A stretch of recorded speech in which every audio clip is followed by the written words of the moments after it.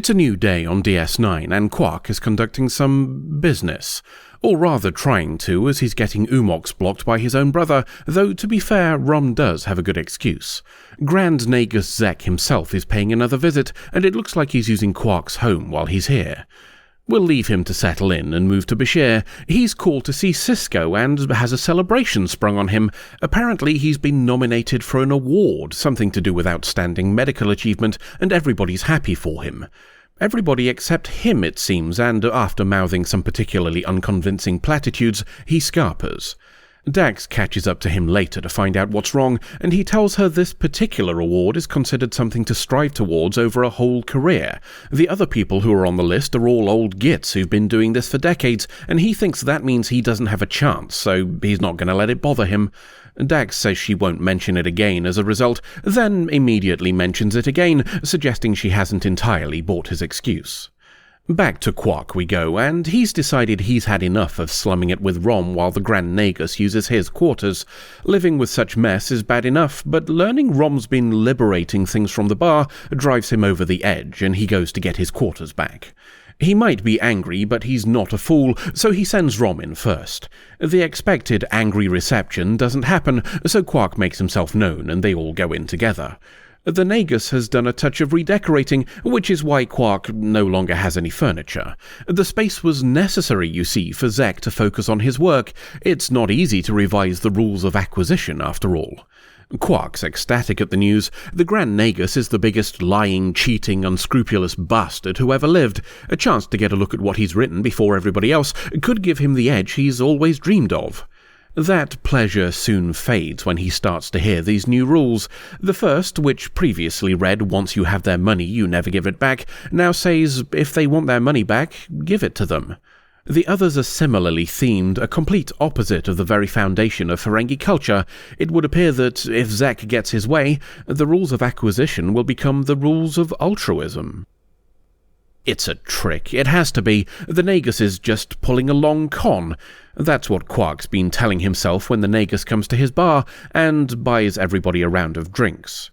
Zek also says he saw the woman that Quark was bartering with at the start of the show and told her where to get what she was buying for a far lower price. Quark wanders off to lament his loss while Zek talks to Rom. Down in a cargo bay, Bashir and O'Brien are testing out a new hobby, and one that's a damn sight easier for the set crew to organise than a racquetball court. Conversation turns to the award Bashir's been nominated for, largely as a means of distracting him. Bashir tries to play it down again, but it sounds like O'Brien is about as convinced as Dax was. Good news! Zek isn't in Quark's quarters anymore. Bad news, it's now the headquarters of the Ferengi Benevolent Association. The conversation earlier between Grand Nagus, Zek and Rom has resulted in him being put in charge of Zek's new charitable organisation to help people in need. It's just the sort of thing Zek thinks will set an example for all Ferengi while they transition to a new, caring way of existing with their galactic neighbours, and the best part is that Quark has been given a position of importance too. That means both of their names will be all over this thing when they all go back to Ferenginar with the Nagus. Rom thinks it's a brilliant idea until Quark explains what will actually happen. His brief period spent as the Nagus a couple of years ago has taught Quark that the most successful Ferengi won't bat an eye at a little thing like murder if it means more profit. Once everybody back home gets wind of what the Nagus is planning and realises what it'll mean for everybody's bank balance, he thinks Zek and anybody associated with him will all have unfortunate accidents together. Maybe they'll even have two, just to make sure. Despite Quark's hopes, there's absolutely nothing wrong with Grand Nagus Zek, at least medically anyway. Bashir tells Quark to balls when he demands more tests, despite Zek voluntarily giving him money for the checkup. If that wasn't suspicious enough, there's also going to be a celebration later as well, one where Zek plans to give a gift to the people of Bajor. Whatever's going on, it's up to Quark to find out what. Well, Quark and Rom anyway. His brother is quicker at things like bypassing the lock on Zek's shuttle, though not quick enough to prevent being caught by Zek's bodyguard cum personal assistant. Rather than murderize them, he instead opens the door and invites them in. He shows them a box that looks suspiciously like a container for a Bajoran shiny thing, the orbs their prophets use to either guide them or dick with them, depending on which way you look at it. Rom wants to be sure of the contents, and after a little wrestling, Quark accidentally opens it himself and changes the channel to orb vision. Cue a whole load of bollocks with Prophet Zek that doesn't really go anywhere and smells of padding before real Zek's new rules of altruism make an appearance. Prophet Zek says they're a gift, and that's enough for Quark to put it all together. Orb vision switches off, and Quark explains his conclusion to both Rom and we viewers. He thinks these new rules were squirted into Zek's head by the Prophets somehow, and breaking into Zek's personal logs confirms as much.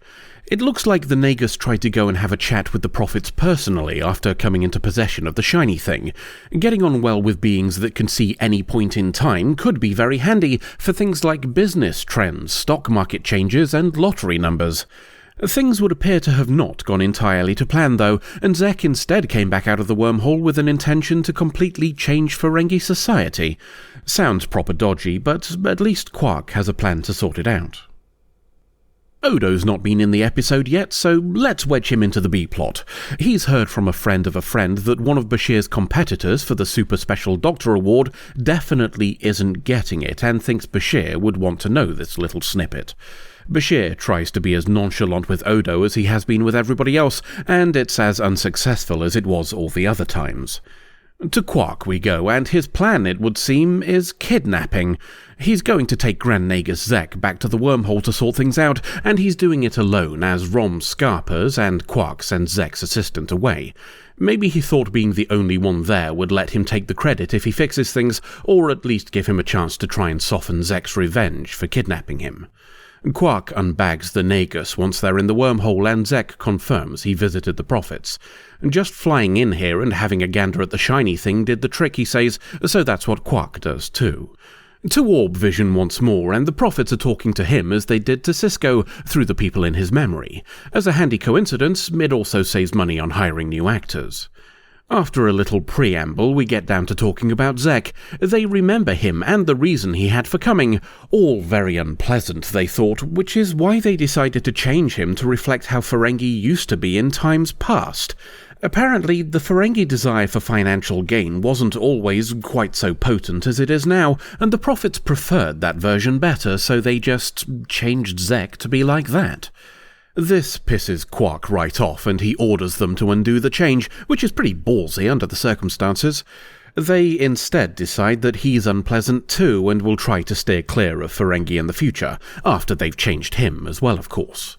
That gives Quark something to bargain with, though. Now he knows they want the Ferengi to leave them alone, so he tells them that more will come if they change him, just like he came because they changed Zek. The solution, he tells them, is to change Zek back and send them both away.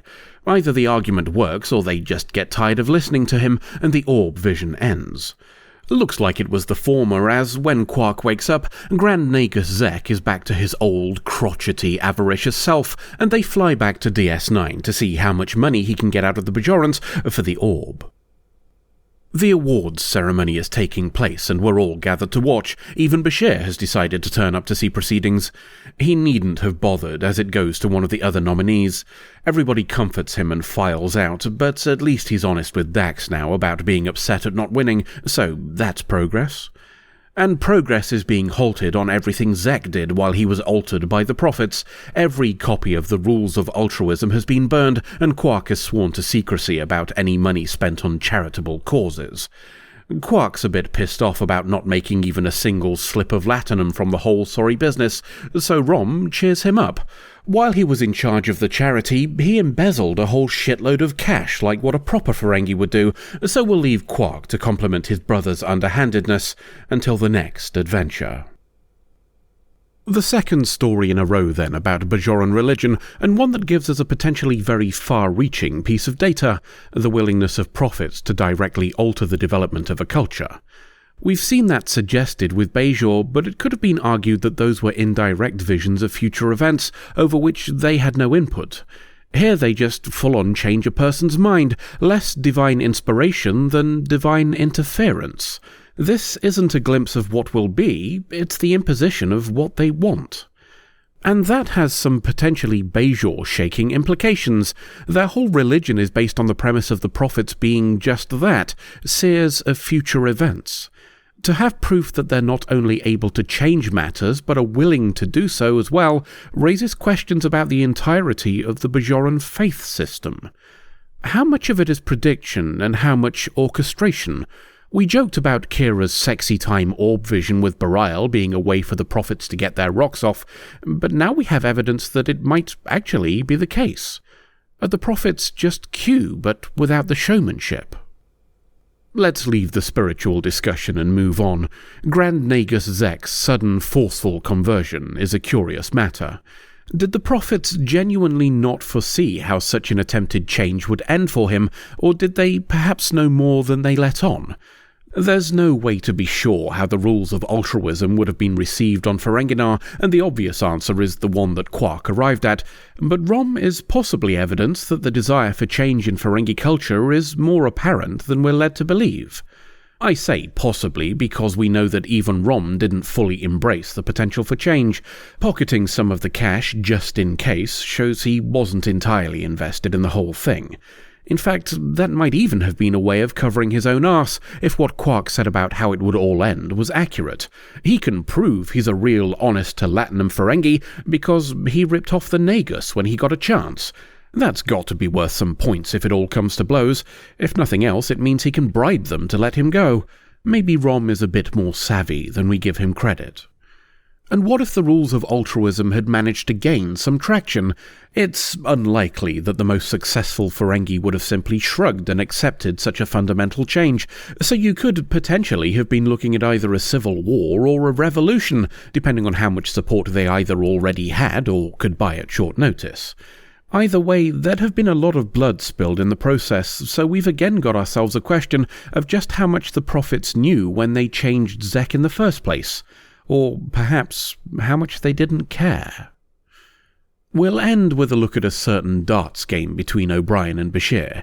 It's the first instance of what will become a permanent fixture with them, but the thing we're going to look at is O'Brien's line of conversation while they played.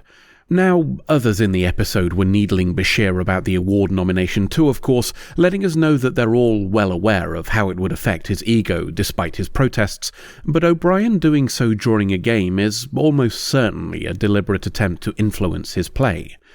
That could generously be described as a psychological aspect of the game, or ungenerously described as being a cheating bastard. It's a zero-stakes practice game to test the principle, and Bashir gives as good as he gets eventually by bringing up Keiko, but the whole thing is another nod towards O'Brien's tendency to get a little, let's say, competitive. It again reinforces O'Brien as being less than perfect, subject to the whims of his pride on occasion, and a more real character as a result. End of episode. Are we agreed then? Are we buying the footage from Quark? Hold on, we already did this in the last video. We don't have the money for him, remember? It's okay. I've got a bar of Latinum now. And where did you get a bar of Latinum? A doctor gave it to me. He said it looked like I could do with the money to pay for a vet. We're referencing bits from the episodes again now, are we? Certainly looks like it. Anyway, now we can pay Quark to hack into Odo's computer, to get the footage from outside his bar, to tell us who went in, so we can figure out who gave us the jobs from the Dominion. Do you ever feel like this whole thing's got a bit out of hand? I'm a computer inside a dog with no face. My baseline for out of hand is so high that nothing feels weird anymore. Woof.